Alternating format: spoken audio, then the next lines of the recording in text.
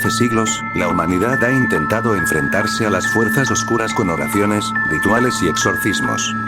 Hoy conocerás 7 casos donde los exorcismos no terminaron en liberación, sino en tragedia.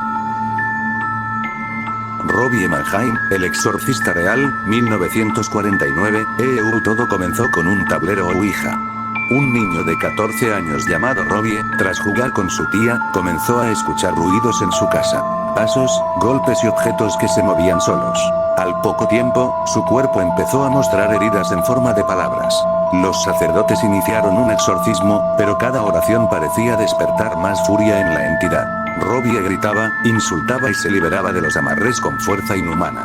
En una de las sesiones, la palabra ella apareció escrita con sangre en su piel. Los primeros intentos fallaron, y los sacerdotes tuvieron que retirarse. Por un tiempo, el demonio ganó. La lucha continuó después, pero esas sesiones fallidas se recuerdan como una de las victorias más oscuras del mal. Anneliese Michel, Alemania, 1976. Anneliese era una joven alemana que estudiaba en la universidad. Tenía una vida normal, hasta que comenzaron las convulsiones y las visiones demoníacas. Los médicos diagnosticaron epilepsia, pero la familia creyó en la posesión. Durante meses, los sacerdotes practicaron 67 exorcismos. Anneliese hablaba con voces múltiples, gruñía como bestia y rechazaba los objetos sagrados con odio. Decía estar poseída por demonios antiguos.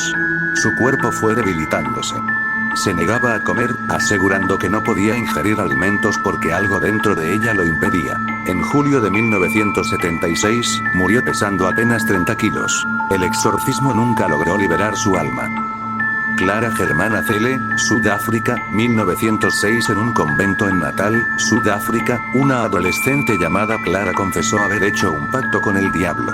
Pronto comenzó a hablar idiomas desconocidos, a revelar secretos oscuros de las monjas y a mostrar fuerza sobrehumana. Los sacerdotes intentaron el exorcismo. El aire se volvió denso, Clara aullaba como fiera y los objetos del convento se agitaban sin explicación. En medio del ritual, Clara predijo que 2 religiosas morirían pronto, y al poco tiempo, las muertes ocurrieron. El miedo paralizó a todos, y el exorcismo fue interrumpido. El demonio había demostrado su poder, dejando claro que aún habitaba dentro de la joven. Aunque años después se reportó una liberación, ese primer fracaso quedó como una victoria del mal. Las monjas de Loudun, Francia, 1634. Un convento entero de ursulinas cayó en la histeria. Las monjas gritaban obscenidades, retorcían sus cuerpos de manera inhumana y acusaban al sacerdote Urbain Grandier de haberlas entregado al demonio. La ciudad entera asistía a los exorcismos públicos. Se escuchaban alaridos, blasfemias y un espectáculo grotesco. Pero nada expulsaba a los demonios. En lugar de liberar, el proceso se convirtió en un juicio político. Grandier fue declarado culpable de brujería y condenado a morir en la hoguera. El exorcismo no liberó a las monjas, y en su lugar, el mal arrastró a un inocente a una muerte cruel.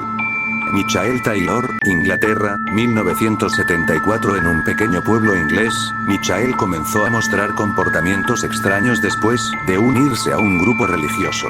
Decía escuchar voces, blasfemaba y se volvía cada vez más violento. Una noche, sacerdotes realizaron un exorcismo que duró hasta la madrugada. Dijeron que 40 demonios fueron expulsados, pero admitieron que algunos habían quedado dentro. Horas después, Michael entró en frenesí. Desolló a su esposa con sus propias manos, arrancándole el rostro y los ojos. Cuando la policía llegó, lo encontraron cubierto de sangre, en estado de shock. ¿El exorcismo había fracasado? Elizabeth Knapp, Massachusetts, 1671. Elizabeth tenía apenas 16 años cuando comenzó a convulsionar. Su cuerpo se arqueaba con violencia, sus ojos se volvían en blanco y su voz cambiaba de tono. El reverendo Samuel Willard documentó todo. Elizabeth lloraba, gritaba y decía que algo la quemaba por dentro. Se intentaron oraciones y rituales puritanos, pero nunca se consiguió expulsar la entidad. La posesión parecía eterna. Los ataques se repetían y cada vez eran más intensos. Finalmente, los intentos cesaron, y Elizabeth quedó abandonada a su destino. El mal permaneció en silencio, escondido en su cuerpo. El exorcismo fue un fracaso absoluto. La familia Smurl, 1980. Durante más de una década, los Smurl vivieron un tormento indescriptible en su casa de Pensilvania. Golpes en las paredes, olores nauseabundos, figuras oscuras que los atacaban físicamente. La familia llamó a sacerdotes y a los famosos demonólogos Ed y Lorraine Warren. Se realizaron exorcismos y oraciones, pero tras cada intento, el demonio regresaba más fuerte. Atacó sexualmente a los miembros de la familia, se manifestó con gruñidos y hasta apareció como una sombra negra con rostro de bestia. Finalmente, los Smurl huyeron de su casa. El demonio nunca fue expulsado. El hogar quedó como un recuerdo maldito. Estos 7 casos parecen mostrar que el mal se alzó con la victoria. Gritos, cuerpos retorcidos y miradas vacías dejaron la sensación de derrota. Pero esa ilusión no es más que parte del engaño. El demonio ruge, se esconde y se aferra. Pero nunca puede vencer a la fuerza de la luz. Cada fracaso humano es temporal. Cada aparente victoria de las tinieblas se derrumba ante lo eterno. Y al final, lo que parecía terror absoluto, se convierte en la mayor de las verdades. Que lo oscuro es débil y lo divino siempre gana.